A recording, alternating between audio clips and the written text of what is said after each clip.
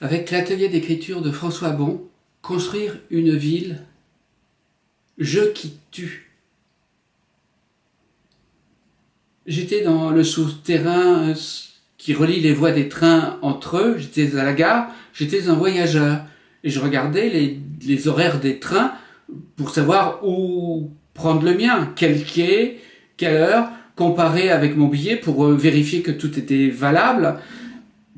Lorsque, à ce moment-là, une centaine de jeunes dévalent les escaliers d'un train qui venait d'arriver et envahissent le souterrain et se mettent à crier comme des fous. Enfin, ils trouvaient ça très amusant de faire des cris très forts dans ce souterrain où le son se réverbérait, faisait des échos partout et nous faisait mal à la tête, ce qui fait qu'il devenait impossible de réfléchir, de penser à quoi que l'on fasse, à regarder ses horaires de train, à voir un peu, à se retrouver un peu. Je suis un voyageur, je ne sais pas forcément où se trouvent les choses dans tel endroit, dans tel coin, et ils étaient pratiquement des centaines à se heurter, à s'amuser, comme s'ils étaient dans une cour de récréation, sous un préau, dans ce souterrain étroit. Ils s'amusaient à faire des lancers de cartables, par exemple. Ils se battaient, ils se faisaient des batailles de cartables. Alors, il fallait se protéger soi-même. Qu'est-ce qu'il se serait passé si j'avais reçu un cartable sur ma tête ? Mon voyage, il était terminé, je pouvais qu'est-ce qui pouvait se passer? Tout était possible, et ils se chamaillaient, ils s'amusaient, ils rigolaient. Le jeu, c'était de faire le plus de bazar, le plus de bordel possible.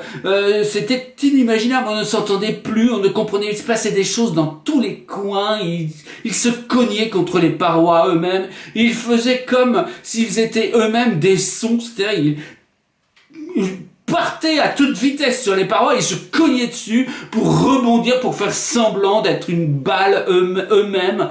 Alors j'en prends un, je lui dis, toi là, est-ce que tu te rends compte un petit peu de ce que tu fais? Je voulais pas faire le paternaliste, je voulais pas faire le flic comme ça. Bon, alors je lui dis, est-ce que tu te rends compte que tu embêtes les autres?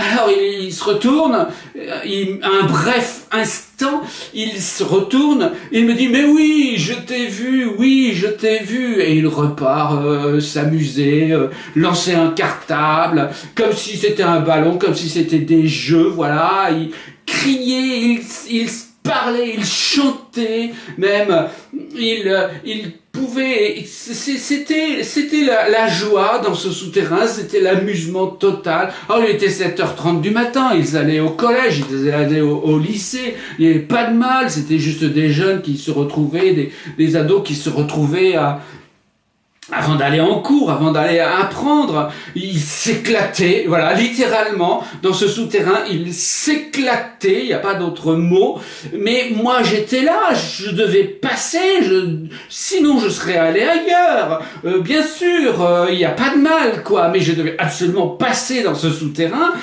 être dans ce souterrain, pour prendre mon train, pour aller faire mon voyage, voilà, et il fallait que j'arrive. Alors, il se mettait à courir dans tous les sens, à me frôler comme si j'étais un jeu moi-même, comme si moi-même j'étais quelque chose d'amusant. Il se mettait à courir de loin et à me frôler le plus proche possible sans me toucher. Je protégeais mes valises, je faisais attention à mes valises, je rapprochais. Et voilà, c'était des mecs qui des nénettes qui me, on parle souvent des nénettes comme des filles, comme des personnes plus calmes que les garçons, mais enfin, et voilà, et ils faisaient des jets de cartables, des projectiles qui passaient dans tous les sens, qui sortaient dans tous les sens, qui venaient dans ces où.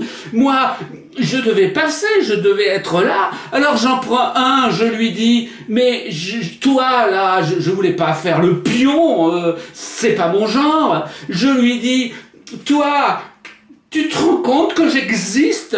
Tu te rends compte que je suis là, moi? tu m'as vu? Et il me répond, oui, je t'ai vu. Et il repart aussitôt.